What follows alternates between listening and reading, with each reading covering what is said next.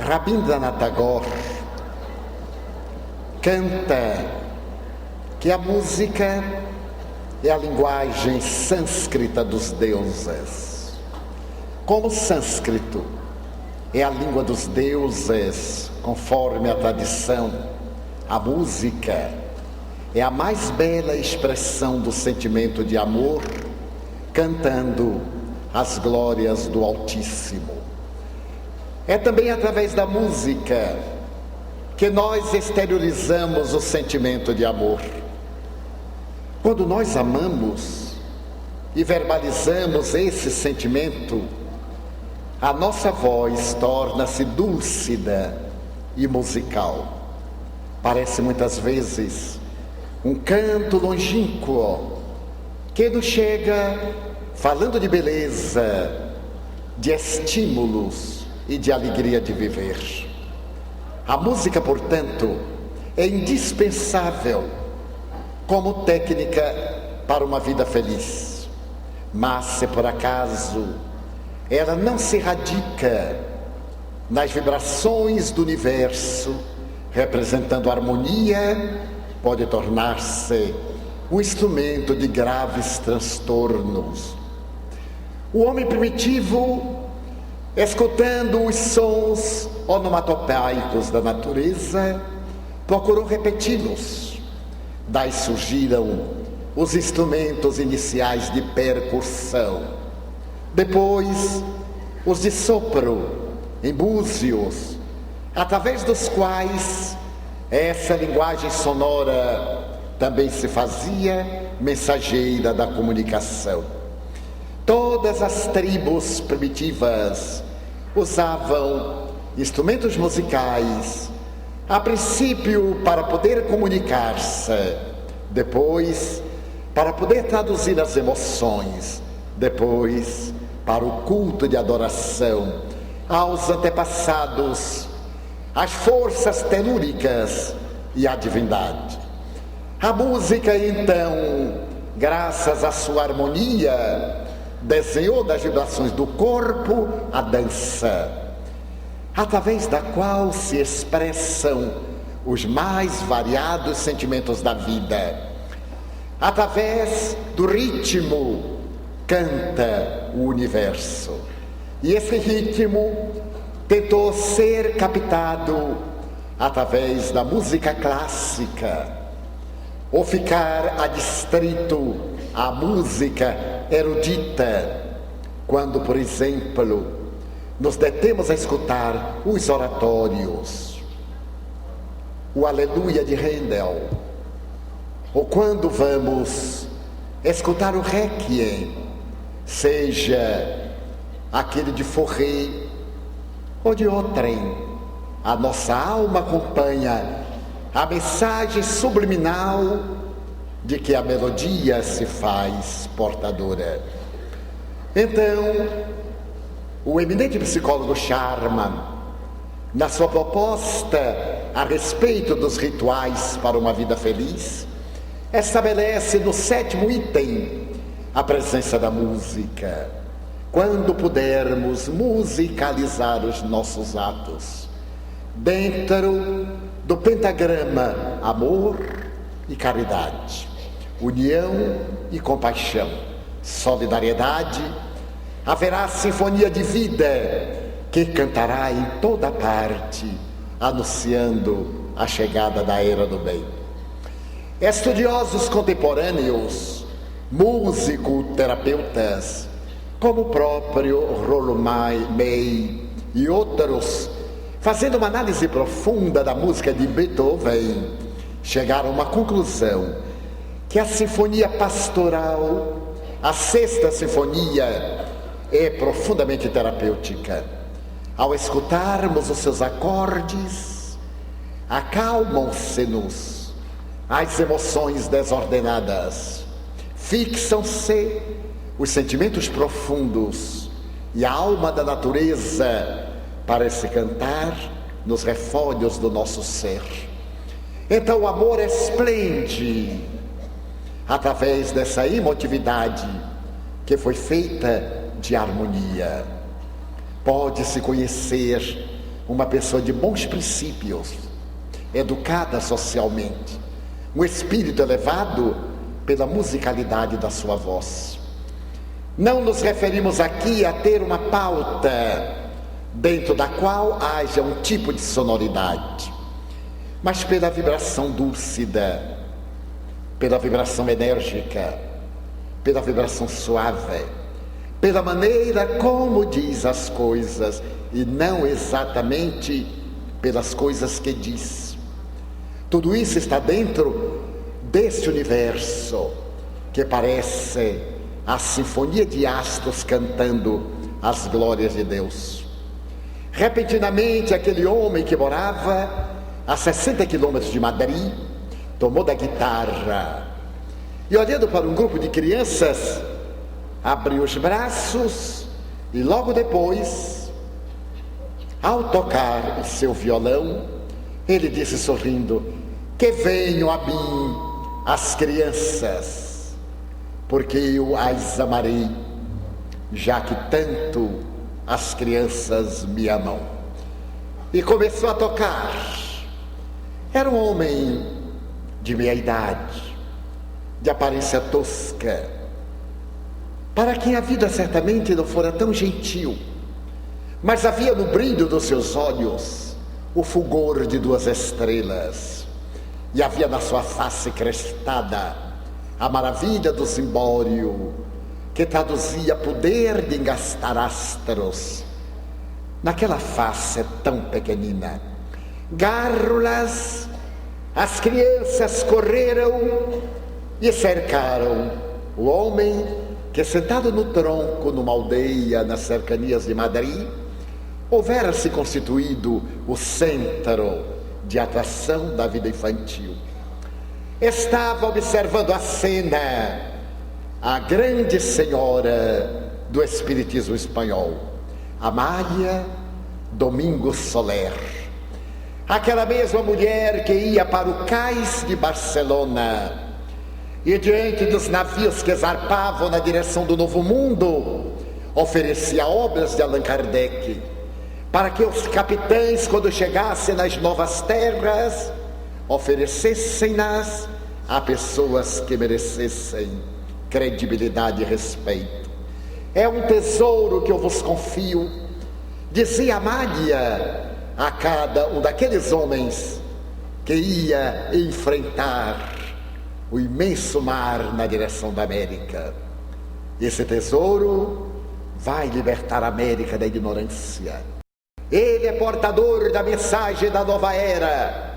É um tesouro que parece uma bússola, porque mantém o equilíbrio e apresenta a direção para que a barca da vida encontre o porto de plenitude. E eles viajavam, e chegando às terras ainda verdes da América, ofereciam aquela obra dada por uma poetisa estranha no cais de Barcelona, para que pudessem trazer ao mundo uma visão de um mundo novo. Era um mundo novo e um novo mundo. Graças a isso, o espiritismo chegou à Venezuela através do lago de Maracaibo. Através desse mesmo expediente, o espiritismo chegou à Colômbia, adentrando-se por Cartagena, a veneranda Cartagena de Índias. Graças a isso, o espiritismo também chegou ao Peru, através de Guayaquil. E graças a essa mulher singular, que escrevia vidas em páginas de periódicos no século XIX e nas 2 primeiras décadas do século XX, a doutrina da liberdade havia alcançado lugares remotos, bem distantes daquele 9 de outubro de 1861, quando o bispo de Barcelona, na praça pública, queimou 300 obras e opúsculos que Allan Kardec havia mandado para Maurice Lachatre, o célebre distribuidor de livros da Espanha. E como os espíritos disseram a Kardec: não reclame, as labaredas que queimaram as obras irão produzir um grande incêndio na terra. E ele recebeu um quadro que foi pintado por um artista que passava e via as pessoas jogando-se sobre as cinzas para pegar as páginas dos livros condenados, constituindo-se o último auto de fé de toda a Espanha. Ali mesmo em Barcelona, em Grácia, que é um bairro hoje dentro da grande urbe, Amália Domingo Soler deveria desenhar um dos mais belos périplos. Deu uma vida de amor, costureira modesta, participava das experiências de um homem notável, José Maria Colavida, que passou a posteridade com a alcunha do Allan Kardec espanhol, como Bezerra de Menezes, o Allan Kardec brasileiro. Amália Domingo Soler debateu nos periódicos da época, defendeu a doutrina, era cantora poética, a cantora do ramilhete de violetas. As violetas delicadas traduziam a sensibilidade da alma dessa barcelonesa invulgar. Ela agora estava ali, naquela cidade, uma aldeia. Havia passado pelo tormento da cegueira, estivera às portas da miséria, quase mendigara, porque com a cegueira que lhe adviera, não podia costurar, não tinha como manter uma vida digna, mas recuperou a vista da mesma prodigiosa maneira como a houvera perdido temporariamente. Agora, diante desse homem tosco, Dom Pedro, que agitava a guitarra e que repetia: que venham as minhas crianças, ela disse com um sorriso triunfal: como é tão bela a sua vida, uma vida que não teve penas. É muito típico em espanhol essa colocação. Uma vida sem martírios, uma vida sem angústias. O seu sorriso jovial, os seus olhos brilhantes falam-me. Deu uma vida rica de experiências e de beleza. Agora, na grandeza da música, arrebatando o reino infantil. Dom Pedro, que tocava um passo doble, de imediato fez percutir no bojo da guitarra o ritmo dos seus dedos ágeis, prendeu as cordas e disse: senhora, não é tão simples assim. A minha vida é toda uma música de sofrimentos. Quando eu nasci, minha mãe morreu. Logo depois, meu pai seguiu-lhe em posse. E na aldeia modesta em que eu nasci, fiquei ao meio da rua, sem ter ninguém, cão enxotado de porta em porta, mendigo infantil a quem todos detestavam, porque a orfandade é considerada uma punição divina, e aquele que não tem pai e que não tem mãe experimenta as agruras do destino amargo. Nada obstante, as crianças gostavam de mim e eu gostava das crianças. Dormindo aqui e ali ao léu, fui adquirindo os hábitos e vícios de uma vida irresponsável ao abandono. E quando eu tinha 10 anos aproximadamente, os vícios haviam tomado conta de mim. Havia, no entanto, uma menina, Juanita, menor do que eu. Ela me olhava e dizia: Pedrito, tu deves proceder muito bem, Pedrito. Que não sejas mau. Deus não gosta de meninos maus. E ela me comovia. Era mais jovem do que eu, mas ela me sensibilizava. Olá, Pedrito, não maltrates os animais. E quando ela estava comigo, era como se os céus descessem à terra e todos fossem anjos que me enterneciam a vida. Quando ela saía, eu recuperava aquela situação de ser enxotado de porta em porta. Se desejava uma vida honrada e ia mendigar, batiam-me a porta na cara. E as crianças corriam e davam-me dos seus lanches, do que eles restavam, aquilo que podia sustentar a minha irresponsável vida infantil. Assim vivi até os 12 anos, quando homens maus chegaram à nossa aldeia, incendiaram uma propriedade e mataram seu dono e desapareceram. Como era natural, eu era o símbolo do mal, e na minha inocência transferiram para minha culpabilidade. Eu fui atirado numa enxovia, em um cárcere miserável. Ali eu experimentei todas as desditas e heresias que o destino arranja para quem é infeliz. Ali eu experimentei mais do que o opróbrio e a humilhação. Tornei-me servo dos bandidos ali encarcerados. Havia um preso especial que aos domingos recebia a visita da filha. Ninguém nunca se lembrou de mim, e eu tinha certeza que ia apodrecer ali. Então eu me lembrava de Juanita. Será que ela sabia? Será que ela conseguiria de seu pai e de seu tio, o padre da paróquia, uma permissão para me visitar? E através do quadrângulo da janela gradeada da minha cela eu olhava, e Juanita não vinha nunca. Passaram-se 6 anos. 6 anos de dores acerbas, quando então eu fui libertado. Tinha 18 anos. A roupa estava estraçalhada, os cabelos desgrenhados, as unhas, o corpo imundo. E eu ouvi dizer que Cuba era o ideal para os infelizes espanhóis.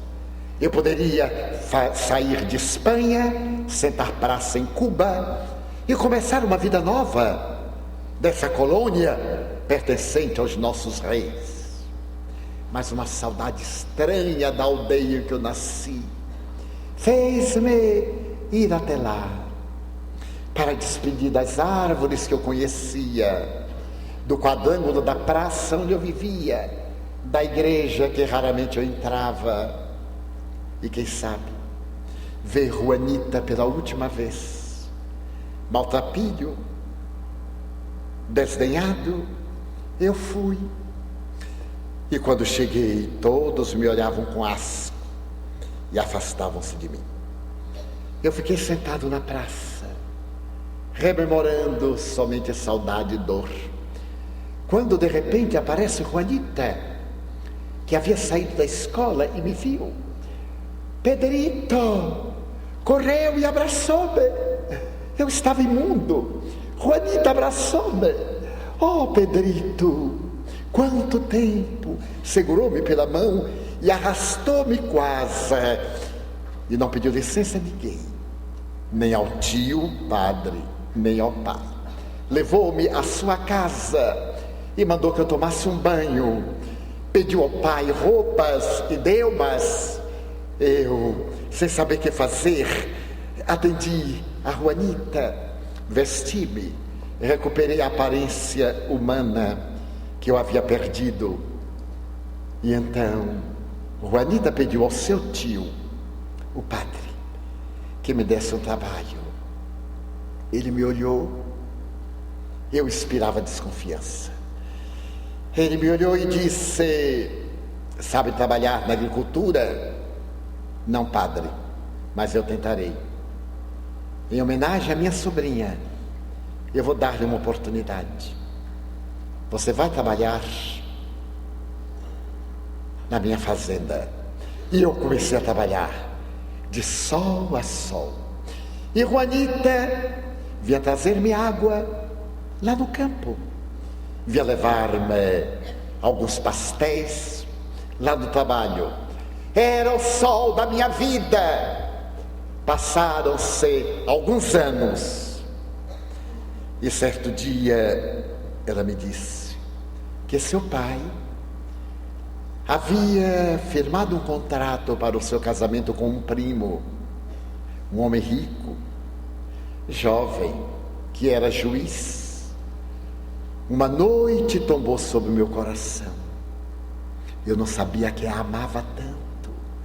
Tudo aquilo que eu sentia a respeito de Juanita era o amor, mas eu não sabia como expressar. Eu era um miserável, não podia competir.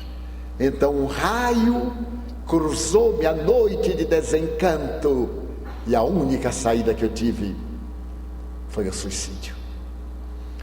Então eu olhei a fazenda, as terras cultivadas, ainda vi o vulto de Juanita desaparecer como o sol no crepúsculo. Dirigi-me a um grande penhasco, lá embaixo o mar, a rocha chanfrada de alto a baixo. Despedi-me de tanta desesperação e atirei-me no abismo. Eu não contava que logo abaixo havia uma saliência do rochedo, e ao invés de cair pelas penedias dilacerando o corpo até arrebentar-me lá embaixo, eu caí no parapeito da própria montanha e fiquei desacordado. Crianças que brincavam viram-me, correram à cidade, anunciaram e levaram-me para casa. Eu estava inconsciente. Por 2 meses, Juanita velou ao lado dos meus delírios, enxugou meu suor, alimentou-me sem que eu tivesse consciência. Quando eu recuperei a lucidez, pensei que havia chegado no céu e o anjo bom estava cuidando de mim. Mas eu não havia saído da terra. A convalescença foi-me toda cuidada pela angelical Juanita. Então, 2 meses após, quando eu me recuperei, o padre chegou de uma maneira inesperada e me disse: nem a morte te quis, não mereces morrer. Então Deus torna-me instrumento de uma mensagem dele: casar-te-ás com Juanita. Ela falou-me do amor que nutria por ti, do cuidado que tem para contigo, do zelo. O noivado dela foi desfeito. Te casarás com ela. Eu não podia acreditar. Alguns dias depois, casamos-nos, ali mesmo na igreja que o seu tio havia erigido e falava às almas. Eu estuava de felicidade. Tornamos-nos pais. Como eu não lhe podia dar um grande conforto, ela aceitou um trato de terra e uma choupana modesta. E me dizia: mas eu tenho tudo. Eu tenho o amor. E o amor preenche todas as lacunas. O amor apenas pede o indispensável. E tu dá-me o que é o indispensável. Então ficamos, tornamos-nos pais. Os anos se passaram, as mãos ficaram rudes, mas não perderam o manejo da música, das cordas da guitarra. Surgiram nossos netos. Ali está Juanita. Vem ela com uma bandeja de refrescos. E como foram as crianças, sempre as crianças que estiveram à minha volta e que naquele dia, na penedia, arrancaram-me do letargo e salvaram minha vida, todas as minhas horas de recreio são para as crianças. Por isso eu digo que venham as minhas crianças para todos sermos felizes. E começou a tocar o passo doble. Amália Domingo Soler estava comovida. Como as aparências enganam. Aquele homem tão feliz carregar um destino tão assinalado pelas dores, sob a proteção de um anjo tutelar. Juanita cercou-se e ele disse-lhe: esta é uma senhora que escreve nos jornais. Ela escreve a respeito de vidas. Juanita colocou a bandeja com o refresco no toco de uma árvore e perguntou-me: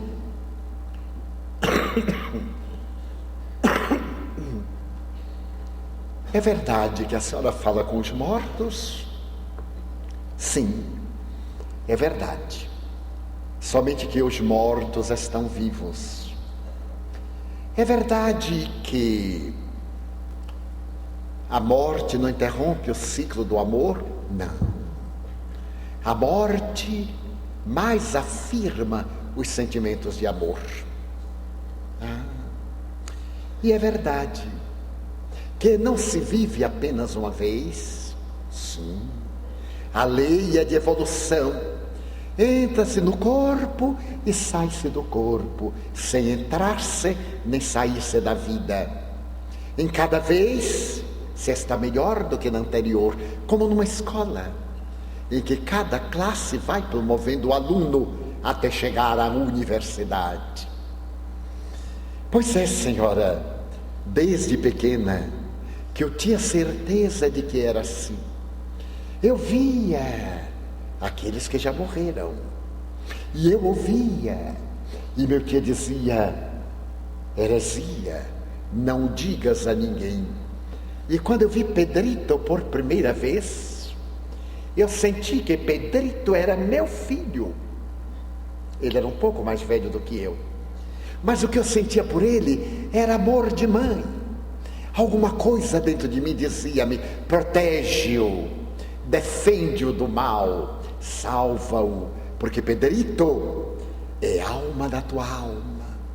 Então, senhora, agora que nos casamos, que temos filhos e que temos netos, o meu Pedrito continua sendo filho idolatrado da minha alma, porque o amor não tem especificidade.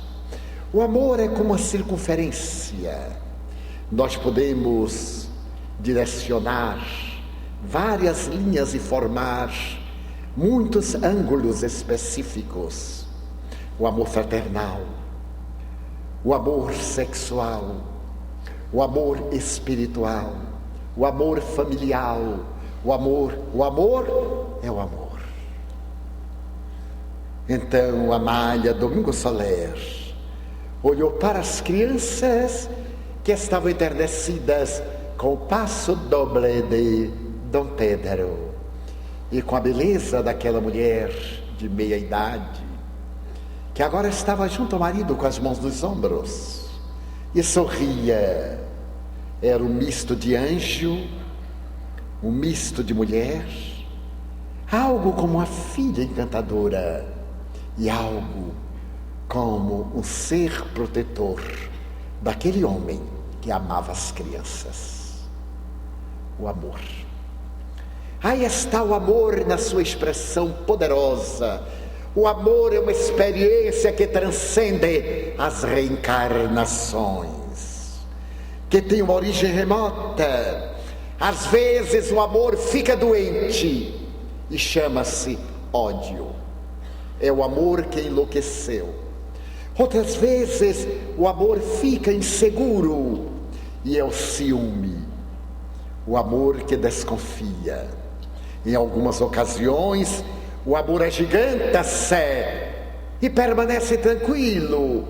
É o amor fraternal, no qual há lugar para todas as emoções, para a coabitação sexual, para a fraternidade sublime, para as metas do grande dever, porque o amor é a solução de todos os problemas. Quando nós lemos isto nos contos espirituais, o Espíritas, de Amália Domingos Soler, nós verificamos quanto é superficial a nossa observação. Temos inveja daquele casal, mas é um casal tão feliz, como se amam, e poderíamos ajuntar, como sabem disfarçar os seus problemas. Olhamos para aquele que discute com frequência aquele outro casal e dizemos: meu Deus, que vida tormentosa. Talvez não. Eles sentem-se bem nesse atritar de opiniões, e isso dá-lhes segurança, porque um não consegue vencer a individualidade do outro, e é muito bom, porque o amor não apaga a individualidade do ser amado para submeter-se. Então o amor tem uma policromia musical. Impressiona-me, por exemplo, que 7 notas musicais conseguem tantas harmonias, apenas 7. Incontáveis, infinitas, de todos os tempos. Qualquer ruído, qualquer som, qualquer melodia, colocamos na pauta, e nesse pentagrama os sons adquirem vida. Daí a música ser a mais bela expressão da conceituação divina do amor de Deus. Então, quando nós permanecemos fiéis e devotados ao amor, não há pressa. Deveremos aprender a aguardar a presença do amor. Muitas vezes ficamos um pouco ansiosos, como o Pequeno Príncipe. Se dizes que vem às 4, desde as 2 eu te espero. Essa ansiedade doce do amor, porque nos proporciona tantas bênçãos, e estamos tão desacostumados a essas bênçãos, como Pedrito, que muitas vezes no momento de grande decisão, aturdidos, procuramos soluções insolváveis. A fuga, o suicídio, o capricho, queremos ferir a pessoa a quem dizemos amar, desejamos atormentá-la, porque o nosso não é o amor autêntico. Quando é o amor autêntico, ele silencia. Eu me recordo de uma experiência afetiva do médium Chico Xavier, quando ele se transferiu de Pedro Leopoldo para Uberaba. Fatores reais que ele explicou na época levaram-no a essa transferência. Ele receava que no fim da sua vida, ao chegar à senectude, qualquer distúrbio de conduta emocional e mental, a família, que era católica, levasse talvez um sacerdote para confessá-lo e anunciasse depois que ele se havia convertido e renegado tudo aquilo que era a sua vida. Então ele desejava estar num lugar em que houvesse pelo menos essa segurança de natureza humana. Como Uberaba era a cidade que, na época, em Minas Gerais, tinha o maior número de instituições espíritas, e certamente a sua família espiritual, ele transferiu-se para ali. O jovem médium Valdo Vieira, que eu conhecera fisicamente no ano de 1955, e que escrevera com ele obras de André Luiz e a sós outras, era mais jovem e representava também a esperança de um futuro melhor. E Chico Xavier, com seu grande cabedal, trouxe para estimular o jovem companheiro, por quem nutria um especial afeto adornado de ternura, de bondade e de admiração. No entanto, 6 anos depois, o Dr. Valdo Vieira optou por transferir-se de residência e foi morar no Rio de Janeiro. Naturalmente, para Chico Xavier, que na época contava 56 anos, foi uma dor muito grande.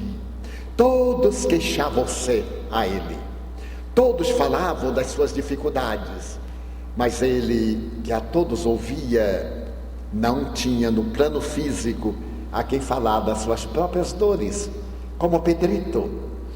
Então ele deglutia as lágrimas, lamentava o ocorrido, quando um amigo nosso, um amigo aliás muito querido, que tinha relacionamentos múltiplos, era casado com uma mulher, conseguira vincular-se a uma outra mulher, e ainda mais uma vez a uma terceira mulher, e conseguia viver com as três simultaneamente.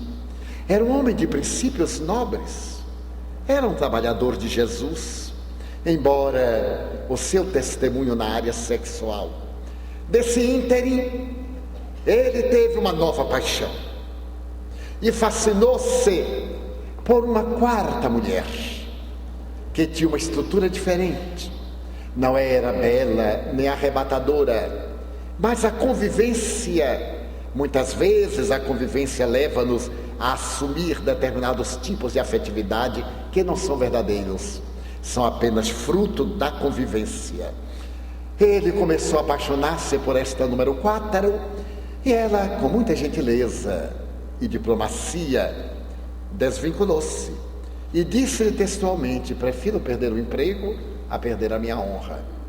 O senhor já tem 3 mulheres, eu não serei a número 4, me desculpe. E como ele militava na seara espírita, fez uma viagem a Chico Xavier, a Uberaba, entrou na fila. Mais tarde Chico Xavier, ele próprio me contaria, e disse-lhe: Chico, eu estou com o coração despedaçado. Você imagina o que me acontece? Eu estou apaixonado por essa criatura, posso proporcionar-lhe uma vida cômoda, prazeres, e ela me recusa. Ela falou das minhas outras 3 companheiras que Chico conhecia. E então eu estou desolado. O Chico olhou bem para ele. Os olhos nublaram-se de lágrimas e disse: o senhor está triste porque uma quarta mulher recusa-se a ir ao leito com o Senhor e vem pedir a mim, que não tenho a ninguém, para que eu o console. Há poucos tempos, um coração muito amigo e muito querido optou por uma outra atitude que eu respeito, porque desejo o bem, a sua felicidade. Ele me disse até logo, como alguém que se liberta de algo descartável, de mim, da tarefa que abraçávamos juntos, dos compromissos espirituais que assumimos. O senhor acha que o que está pulsando aqui é uma pedra? Meu amigo, pare e reflexione. Não tenho palavras para lhe dizer. Aliás, o senhor é da minha idade. Tem uma experiência larga numa área que eu nunca tive nenhuma.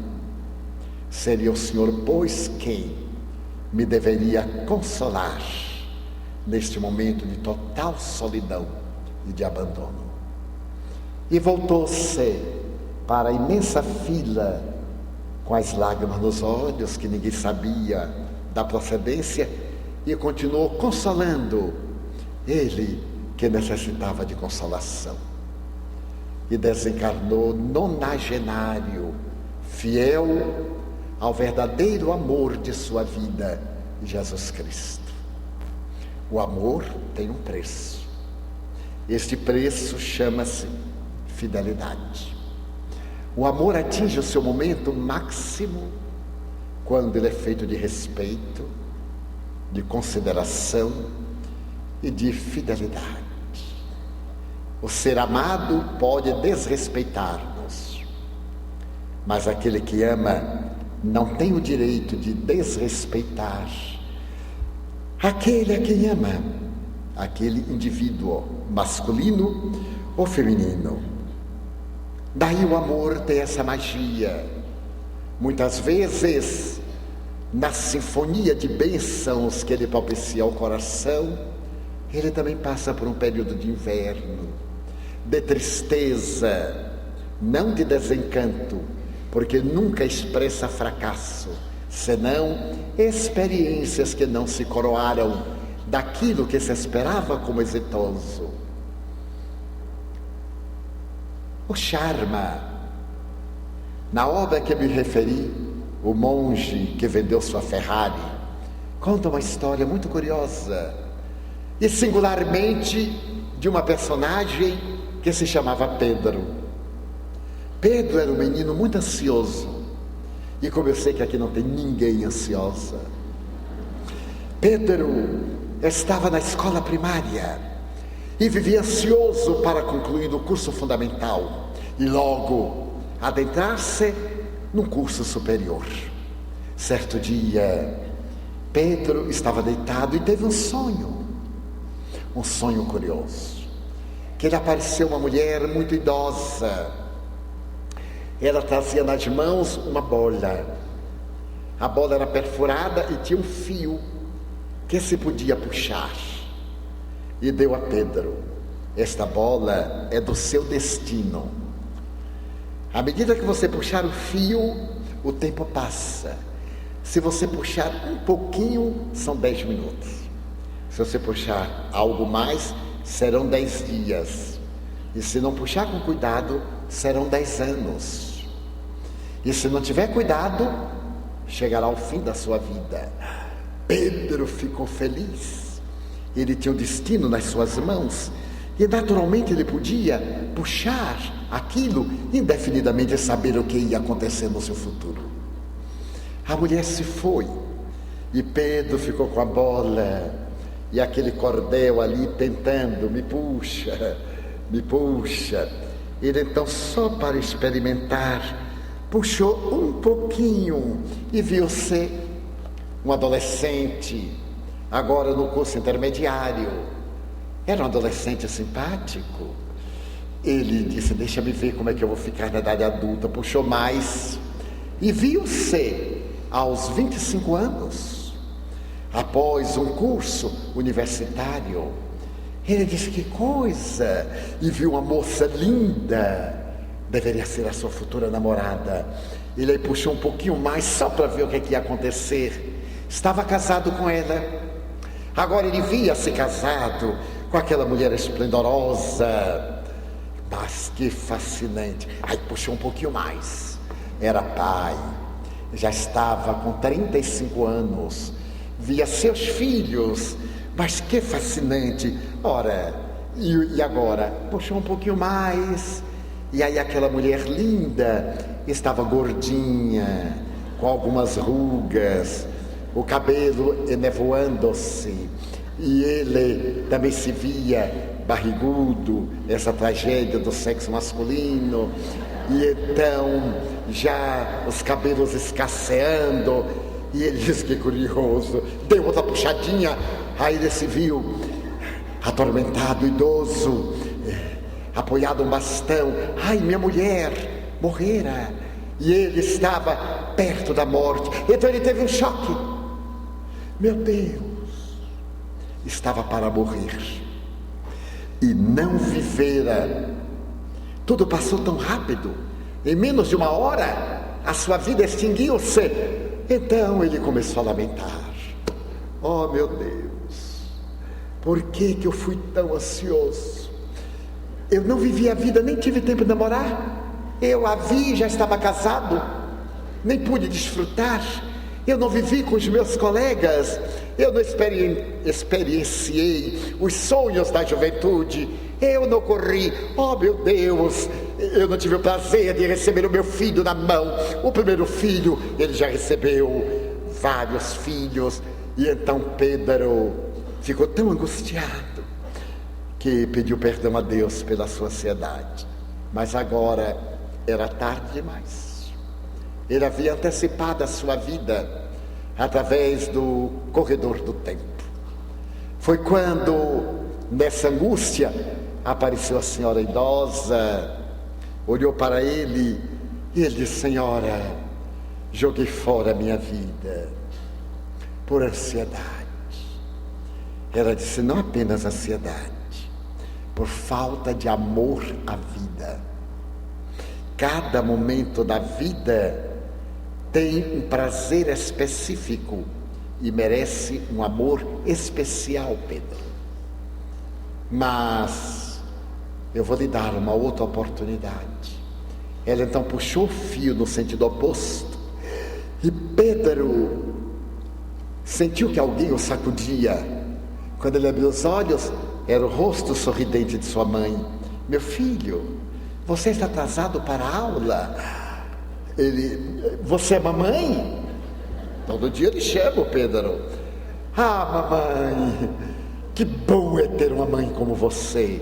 Aí ele abraçou a mãe. Ele aí olhou o quarto. Tinha que desfrutar do quarto antes que o quarto fosse suficiente para ele. Foi para a escola. Foi à escola. Conviveu com seus colegas. Encontrou encanto em cada colega. Encontrou verdadeiro amor. E então diz Robin Sharma: a nossa vida deve transitar dentro de um ritmo, como os sábios de Sirvana. E ali, em que o tempo passa, mas não passa, o ideal de felicidade está no amor que todos mantêm um pelos outros. E acima de tudo pela música, pela harmonia que paira no ar, pela felicidade que todos experienciam, porque adquiriram a sabedoria de amar e no amor resolverem todos os problemas. Por isso que o amor é a solução para os nossos desafios. Lentamente vamos chegando à etapa terminal, quando faremos uma visualização terapêutica. Iremos dar um pequeno intervalo de 10 minutos